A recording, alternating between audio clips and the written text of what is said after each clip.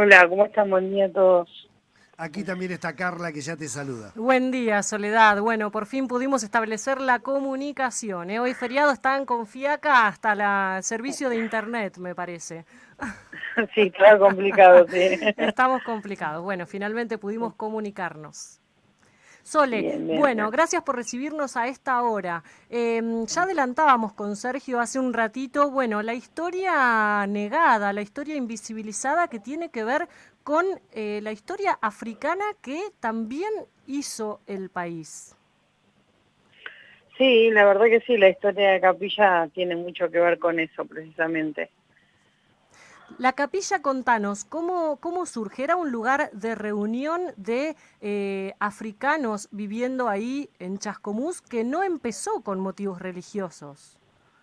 No, no, no, por supuesto que no. En realidad, en Chascomús es una ciudad que tiene mucho campo, que tiene mucha hacienda, y era normal para esa época que los hacendados fueran al puerto de Buenos Aires a comprar negros para mano de obra, tanto en el trabajo del campo como en las casas que tenían en la ciudad, ¿no? En el pueblo, básicamente.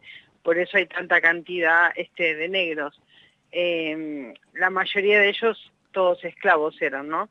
Y bueno, Capilla en realidad surge cuando empieza esa cierta liberación, digamos, en 1862, donde los negros solicitan un solar, un terreno para edificar un edificio donde podían juntarse, donde podían particularmente practicar candombe, y obviamente estar entre su cultura y demás, y nace como un lugar de encuentro, ¿no? De los negros, ya en esa época libertos, ¿no? Ajá. Claro, ya liberados, ya no eran esclavos. No, primero en nuestro país en 1813 se da la libertad de vientre, que nada, o sea, toda mujer esclava negra que tuviera un hijo, su hijo nacía en libertad, pero no quedaban libres, digamos, los padres o los demás negros.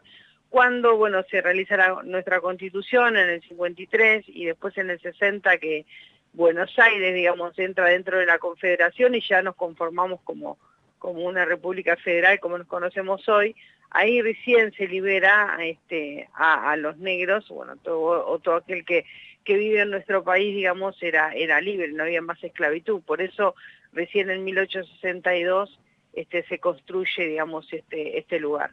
Hay que decir que la Capilla de los Negros, conocida allí en Chascomús, es un monumento histórico nacional y que también la UNESCO lo ha designado como parte de la ruta del esclavo en el Río de la Plata. Esclavos que venían básicamente, Soledad, me parece, desde Cabo Verde, aunque era gente de distintos lugares de África.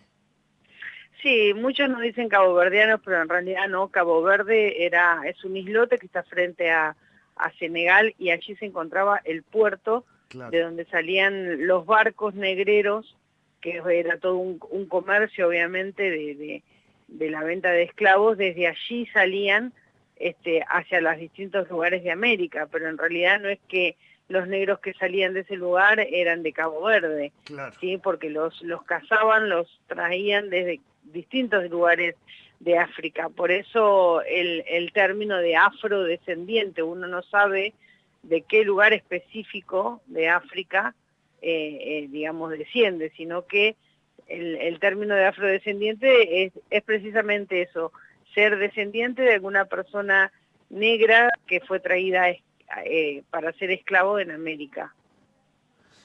Y este sitio del que estamos hablando, la Capilla de los Negros, que fue construida con adobe y techo de paja primero, piso de tierra, que en el 50 un temporal, bueno, hubo que reconstruirla. También tiene muchos recuerdos para vos de tu abuela Eloísa, ¿verdad? Sí, precisamente. En realidad, su abuelo, Luciano Alsina, fue uno de quienes la construyó. Además, él era, por decirlo así, como el jefe negrero, era uno de los más antiguos que había sido traído como esclavo junto a su madre cuando tenía 8 años, por la familia Alsina. y bueno, con el tiempo Eloísa, cuando bueno tuvo la edad para poder manejarse, a los 18, 19 años se hace cargo del lugar. Si bien ya los negros no se juntaban tanto, nada, ella pagó los impuestos de esos terrenos, de esos solares, y bueno, por este sistema treintañal que se conoce, se hace propietaria del lugar. Y ella cuidó la capilla por más de 80 años, o sea, cuando tuvo, en el 1990, que fue cuando falleció, tenía 104 años, así que desde los 18 hasta los 104 años se hizo cargo de la capilla, ¿no?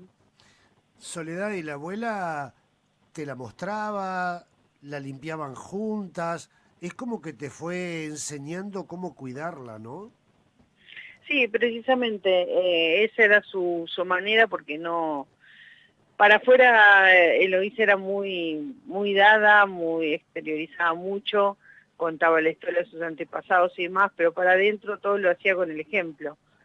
Así que sí, en forma de juego a sus nietos, en general, nos pedía así que le ayudáramos a limpiar los santos, a barrer, a rastrillar el piso de tierra, a regar las plantas y demás, bueno, pero en definitiva nos estaba enseñando a cuidarla, sí, precisamente. Soledad, nuestros pueblos de la provincia de Buenos Aires tienen una dosis de racismo muy alta. ¿Cómo ha sido la relación con Chascomús, teniendo en cuenta que llegaron allí los negros como esclavos, que luego fueron liberados, que este era un lugar de encuentro, que inclusive después se utilizó como lazarote ante los brotes de cólera? ¿Cómo es la relación de la comunidad en general en Chascomús con este lugar, con ustedes? No, la verdad que a diferencia por ahí de otros lugares, la capilla siempre estuvo incluida en la sociedad. Ajá. Siempre que se necesitó, de hecho cuando hubo que reconstruirla, toda la sociedad colaboró. Discriminación en día hoy hay de todo tipo, no tiene nada que ver solamente el color de la piel, hay otro tipo de discriminaciones por ahí, pero la verdad que la comunidad siempre la ha acompañado a la capilla como nosotros. La verdad que siempre fuimos parte de esta sociedad, siempre se nos reconoció. De hecho, cuando uno habla de Chascomús, sabe que la capilla se encuentra ahí, sabe quién es Eloísa, saben quién son los tambores de la capilla, sabe perfectamente las actividades que se realizan ahí. Tanto mis padres como mis tíos siempre estuvieron incluidos en la sociedad, y Eloísa era una persona muy querida. De hecho, cuando cumplió 90 años se paró toda la ciudad y se hizo un desfile, y hubo personajes y artistas que vinieron de todos los niveles a participar. Así que la verdad siempre de distintas maneras la capilla estuvo acompañada con la comunidad de Chascomús. Sole, hay un museo también ahí en Chascomús que cuenta la historia, bueno, de las ciudades de Chascomús y Dolores, Ranchos, que se han dado varias batallas libertarias. Fue el primer levantamiento contra Rosas también en esos lugares, y el museo recoge un poco toda esa historia, incluye también, por ejemplo, un trozo de alambre del primer alambrado que estuvo en el país, que fue traído al país, también estuvo allí en Chascomús. ¿Aparecen en esa historia los negros también? No, la verdad que no. El museo que hablas es el Museo Pampeano, Así es. que fue construido precisamente por todos los regalos, digamos, que hizo las distintas familias de la zona y demás. Así fue como se reconstruyó. También tiene que ver un poco con nosotros, con la historia de la Capilla de los Negros, de no querer estar en el museo.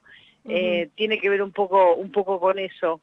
Bien. Nosotros digamos, los negros fueron siempre muy bien acogidos, muy bien atendidos. Siempre el general Rosas fue muy importante para la negritud. De hecho, él fue criado por una negra de leche, como se decía. Y dentro de esa batalla precisamente de Chascomús, que fue esa revolución, que fue más una revolución política, ¿no? Chascomús siempre fue un baluarte unitario contra el federalismo de Juan Manuel. tuvo que ver con esa cuestión económica, con esa cuestión política, y precisamente los primeros perdonados en esa batalla, entendiendo que habían sido forzados por sus amos, fueron los negros y el gaucho, el criollo, ¿no?, que trabajaba en las estancias. Ajá. ¿Y qué queda hoy en día, además de la Capilla de los Negros, que adquirió el nombre de capilla, aunque no comenzó siendo una capilla, digo, porque ahora tiene también una interferencia católica, cristiana, digo, se acerca gente que no es solamente de la comunidad afrodescendiente a visitar la capilla, digo, también tiene una injerencia católica, hay estampas de muchos santos, de muchas estatuillas también, digo, empezó a generarse como una identidad variada dentro de la Capilla de los Negros, ahí para la comunidad de Chascomús. Además de la capilla, ¿qué otras marcas de la identidad negra hay en Chascomús y los alrededores? Mira, en la zona de Chascomús el candombe es muy importante, es una de las marcas más importantes que tiene la ciudad, pero en cuanto a vestigios, digamos, de que el negro existió como esclavo como tal, solamente en Chascomús, solamente la Capilla de los Negros. Eso es lo que la ha incluido en la ruta del esclavo dentro del país. Hay solamente 4 sitios de memoria dentro de la UNESCO y que tienen que ver con la capilla precisamente por eso. A ver, la historia de la capilla, como el nombre como tal se lo dio la gente, ¿sí? A ver, mi abuela a partir del 50, después de esa voladura de techo y demás, de la capilla comenzó a abrirla para que toda la gente pudiera conocer el lugar. Ella ya tenía sus santos, sus propios santos, si bien ella era nacida en Chascomús, era católica, nació en Libertad, sus santos tenían que ver también con la comunidad negra, ¿sí? San Benito, San Martín de Porres, Santo Tomás, todos santos negros a pesar de ser católicos. Ella lo que hizo fue seguir con el legado de su abuelo, de que este lugar fue creado para tener libertad, por lo tal, la gente que la visitaba, que empezó a conocerla, traía recuerdos, traía estampitas, traía cuadros, traía poemas, traía fotos, no solamente cuestiones religiosas, pero las cuestiones religiosas que traían eran de distintas religiones, ¿sí? Ella siempre hablaba y decía que la gente cuando venía ahí se le regocijaba el alma, entonces cada uno de los que traían era una posesión infinita para ellos, así que no importaba de qué religión fuera, ese era un lugar para tener libertad, como se había creado, por lo cual hay distintas imágenes, como decís vos, no solamente de la religión católica. Obviamente la influencia de la religión católica siempre estuvo, porque bueno, precisamente la colonia estaba a cargo de la religión católica cuando fueron introducidos en el país como esclavos, claro. Obviamente que la iban a tener, pero en la capilla ya te digo, no se fundó para ser un lugar religioso. La gente lo convirtió en eso. De hecho, todas esas imágenes que vos decís que tiene la capilla en las paredes, la trajo la gente, no es de nosotros. Claro. Entonces ahí es cuando se convierte en el nombre, la gente se apropia de ese lugar y lo considera un lugar propio y le pone Capilla de los Negros, pero no fue precisamente para eso que se creó. Pero sí se continúa con esta cuestión o este legado de libertad que para eso fue que se fundó, ¿no? Por eso se permite que la gente siga hoy en día trayéndonos distintas cosas que, bueno, tienen que ver con la religión, pero hay muchas que no. Hay muchas que están sobre las paredes que tienen que ver con cuadros, con pinturas, con fotos, con partituras de canciones y con un montón de otras cosas. Soledad, te agradecemos muchísimo que nos hayas recibido a esta hora, un día feriado, para conocer esta Capilla de los Negros, toda la historia, para tomar dimensión de lo que ha sido la cultura afro en nuestro país, para hacernos preguntas, para cuestionarnos, para sacar a la superficie, para tener estos testimonios. Realmente te agradecemos muchísimo. Y bueno, mucha participación de oyentes, por ejemplo, Estela Mari Ferrarese de aquí de Neuquén, nos envía una foto de lo que es el Pelourinho de Ciudad de Vela, en la isla de Santiago, Cabo Verde. Y dice, excelente la charla que están teniendo en este momento, excelente nota. Dice, en ese palo de esa plaza se exhibían los esclavos antes de subirlos a los barcos en Cabo Sí, Verde. sí, sí, siempre ese era ese, digamos, como el ritual. Y una vez que llegaban a Buenos Aires, en el puerto también se lo subía a un tablado para que el hacendado pudiera elegir según el físico, si tenía todos los dientes, si tenía piojos, cómo estaba físicamente para ver cuál compraba para que le serviera, digamos, en la tarea con lo que con el fin que lo había ido a comprar. Era un habitual dentro de lo que era el mercado de la venta de esclavos. Soledad, bueno, tenemos muchos mensajes, te digo, de buena parte de la Patagonia, desde Río Grande, desde Ushuaia, en Río Gallegos, en Comodoro Rivadavia, en Esquel, en Puerto Madryn, también en la provincia de Buenos Aires, en Torkins. Realmente, bueno, muchos mensajes que los vamos a compartir después. Te agradecemos muchísimo, muchísimo esta charla y volveremos de tanto en tanto a ver cómo andan las cosas por Chascomús. Bueno, les agradezco mucho a ustedes porque, bueno, para nosotros dentro del trabajo que realizamos en Capilla hoy es precisamente seguir difundiéndola, seguir visibilizando toda esta cuestión de la negritud, de la esclavitud que tuvo nuestro país y que siempre aclarando que los negros que están en Chascomús no fueron inmigrantes que decidieron venir para tener una vida mejor en otro país, fueron sustraídos de África para ser esclavos. Esa es la diferencia por ahí que nosotros siempre remarcamos y que, bueno, precisamente muchos de ellos fueron partícipes en guerras y en la cultura y en las formas que hoy tiene nuestro país, que eso es una de las cosas muy importantes. Aparte de los inmigrantes y de nuestros criollos, obviamente, el país también fue hecho por negros esclavos y eso es nuestra misión, visibilizar la verdadera historia, digamos, de nuestra Argentina, ¿no?